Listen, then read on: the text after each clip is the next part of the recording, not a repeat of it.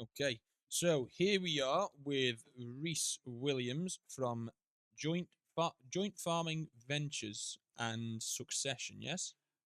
Yeah, I work for a company called Precision Grazing, Yes. but I'm also sort of I advise. I work predominantly in Wales. We Yeah. advise on a lot of things, and one of those things is sort of joint ventures, Yeah. which is yeah, some models that gives opportunities for new entrants or youngsters to get into farming in if they're not part of a farming family, Yeah. or maybe if they've not got the capacity to sort of to borrow or find the equity to start farming themselves, really. And do you think young people are getting more into farming as time's going forward? Because there was a lull for like a difficult point for young people to get into farming if they weren't from a farming Yeah. family. Is that beginning to change with systems like yourselves? I think it's probably more difficult than ever to come in, and that's why there's more interest in ventures like these, really, Hmm. because the price of land Yeah. is astronomical, and the price of stock now these days, as we all know, Yeah. has risen. So to start up yourself now is very, very challenging. So therefore, it's these type of opportunities form a gateway really for young farmers to go into the industry. Hmm. Yeah, yeah.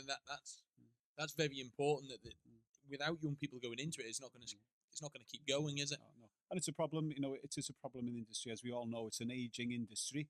And also there needs to be sort of energy and new ideas, and it needs the farming industry, as all industries, needs to evolve with the time. Hmm. And if it's an aging industry, and the average age in Wales, and I'm sure it's pretty much the same in Isle of Man, it's approaching 60. Good So Lord. so yeah, so it's so if the average age is 60 of the owners of the farm, they're not in the mindset of expanding and experimenting and exploring other ideas. Yeah, that's So very good so point. yeah, so the industry needs energy really, and it's only the youngsters really that can bring that energy. Yeah, and also, but it's great there that you were telling me before that you yourself are in a joint venture, aren't you? Yeah, And how important is it for a young person to actually have to be able to take some of the knowledge from maybe the older people in the industry, but join in and join forces, so they've got the energy, yeah, and yeah, then the other guys have yeah. the knowledge of past experience. Yeah. The main asset that the providers bring really is the land. But obviously, as you say, they've got some previous experience and knowledge of their own farm, and Yes.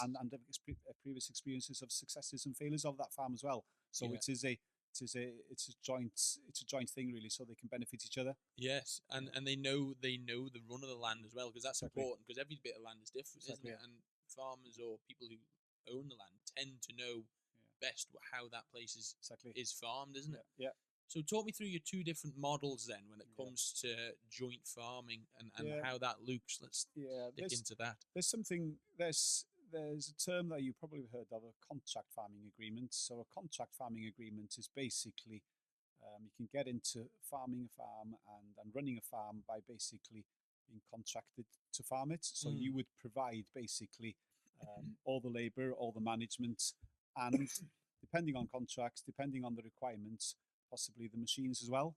So Right. so therefore you'd step in and basically farm the farm for the owner. But the owner in this example would still obviously own the land and usually own the livestock and own the farming business. So you'd come in as a contractor. But what people generally do with the contract farming agreements also is form a way of a profit share within it as well. That Uh-huh. then that allows the youngster coming in, yeah, a bit of a bonus at the end of the year, and Yes. also some skin in the game and some Yeah. accountability, and knowing if he farms it well, they'll get a profit, they'll get a share of the profits at the end of the year. It's like an incentive Yes, almost, isn't exactly. it? Yeah. So that's a contract farming agreement. But the model that I'm most familiar with is, and this is the model really that provides more to the incoming person, is Hmm. the equity share farming agreements. And this is Yes. one that I'm personally involved in a farm in Coed Coch in North Wales. Whereas the parties, however many parties, normally two, the landowner and the youngster, so the private provider and the seeker, they they um, they put equity into the business, Yeah. and that equity generally would be in the form of sort of the liquid assets of the business, i.e., the Yeah. livestock or the machinery. Yes. So, for example, now in Coed Coch where I farmed. When we started 10 years ago, the landowner there sold everything on the farm, all the machines and all the livestock when we started. So we had a clean canvas, and then we stocked the place with livestock to meet our system and the genetics that we wanted to start our own system. And at that time, we wanted a sort of a low input sheep system, and also therefore not a lot of machines. So all the equity we had really were the machines, sort of the sheep. Yeah.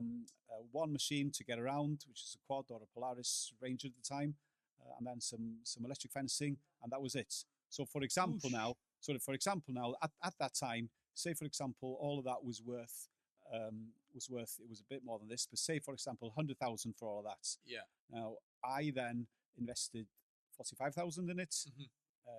Harry, then the owner, invested 50,000 in it, and then because I wanted to work off farm as well and still have my consultancy job, Yes.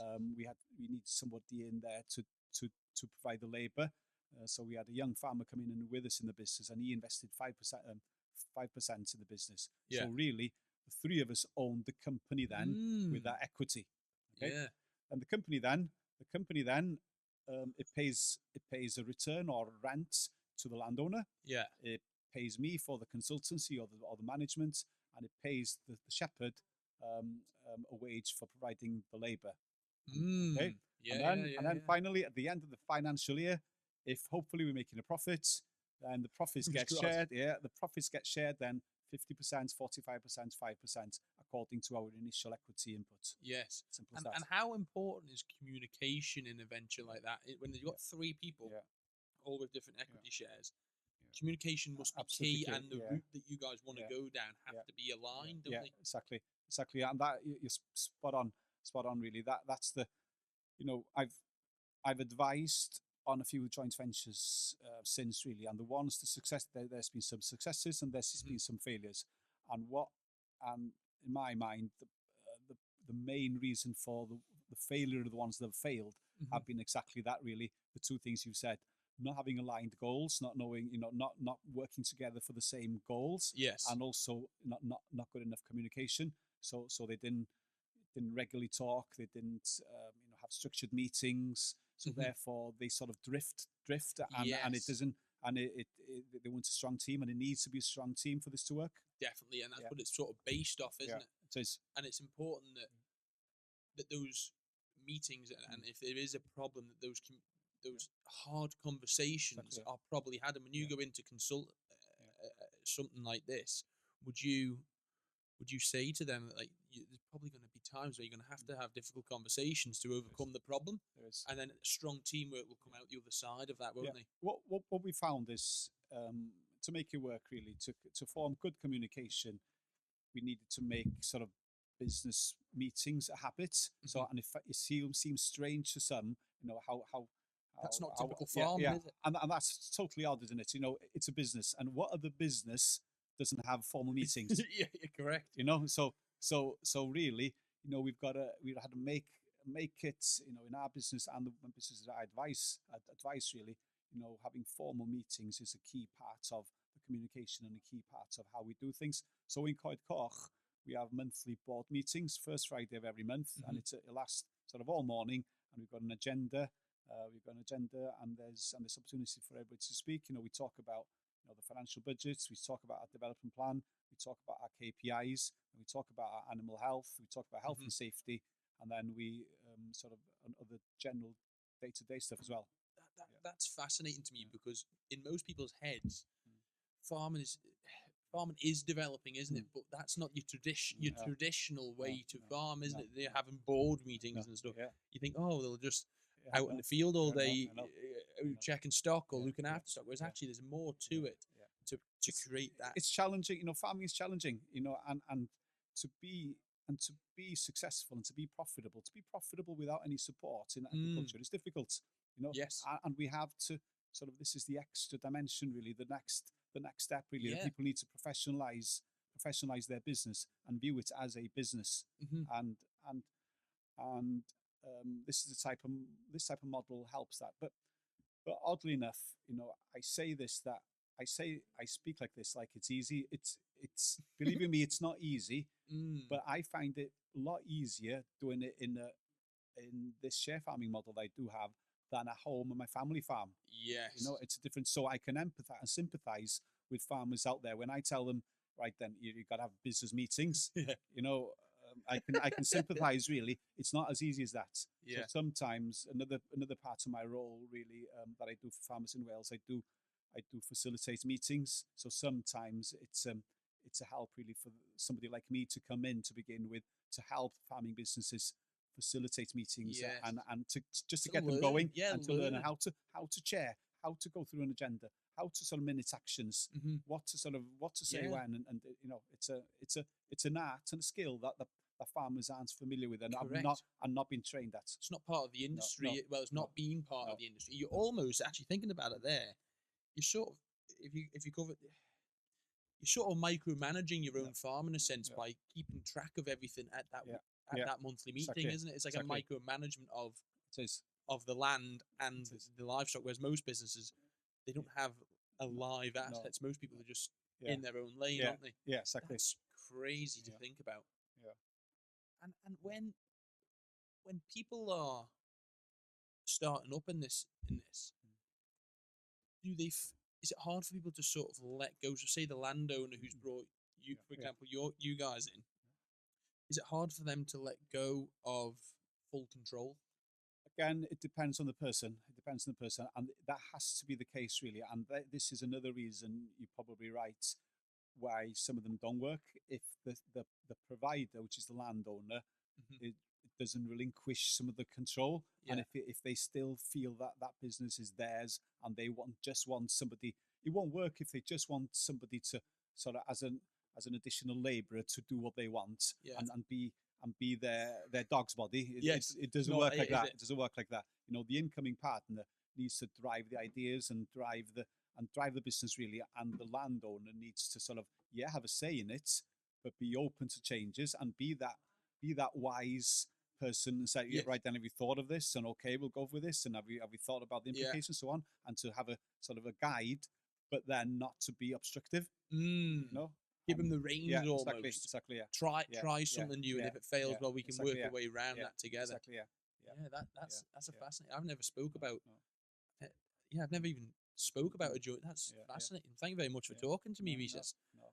That's I'm going to be thinking about that all Yeah, night. yeah, and there's opportunities out there in the island probably. You Yeah, think of definitely is. you I think was of just thinking that you think myself. of the in the UK you've got large estates that are bringing for whatever reasons, some of it to do inheritance tax reasons, bringing farms back in. That may not be not as much examples of that in the Isle of Man, but there's certainly the average age is high, and there's certainly some farmers out there with their sons and daughters maybe working elsewhere and not interested Mm. to go into the industry, but they still want to actively farm and still want some sort of an element of control of the asset that they've worked tirelessly for decades really, and they Yes. still they've got a passion for that place and still want it to to prolong, even though they physically can't do it anymore. Yeah. So rather than rent it out to somebody who will possibly not respect it as they would want, Hmm. or rather than sell it, which would be definitely they wouldn't want anyway, if Yeah. it's been in the family for years. This is a way of bringing somebody, a youngster, in and being able to nurture a youngster with them and work with them as it would be as they would do with a son or daughter, That's and farming with them yeah. together. That's so positive. Yeah, And that's what the farming yeah, industry needs. It yeah, needs positivity. It yeah, needs new ideas, definitely. and it needs people to drive things forward. No, thank Yeah, you very much, Rhys. yeah, That was fascinating. Cheers, Herb. That was, yeah, that's crazy.